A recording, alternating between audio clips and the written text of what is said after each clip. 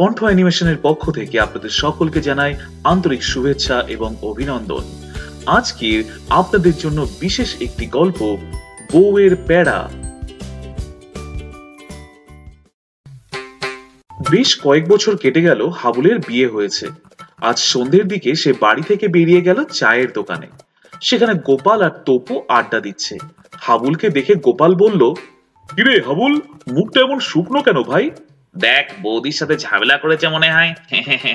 ভাই আর বলিস না, এই বিয়ে করে জীবনটা আমার ধনেপাতা হয়ে গেল রে। কেন, যাও যাও, আরো বিয়ে করার শখ দেখাও। দেখ না, আমরা তো আজও অবিবাহিত, দিব্যি ভালো আছি। এমন সময় বেজে উঠলো হাবুলের ফোন।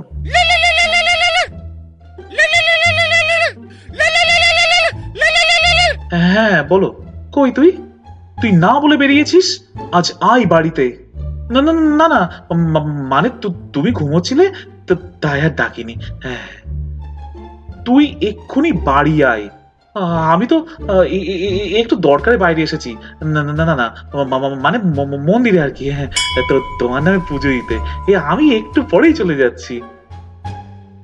ফোন রেখে দিল হাবুল। আর তারপরে তার বন্ধু গোপাল ও তপু পালিয়ে গেল। কি হলো, তোরা পালিয়ে গেলি কেন? হাবুল পিছন ফিরে তাকিয়ে দেখে তার বউ এসে পেছনে লাঠি হাতে দাঁড়িয়ে রয়েছে।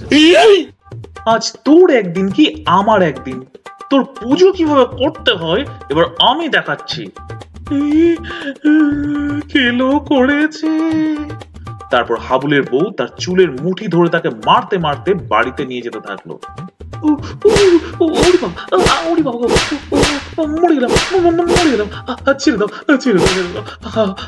মিথ্যা বলবো না, আমি না না, কান বলছি, ছেড়ে দাও, ছেড়ে দাও।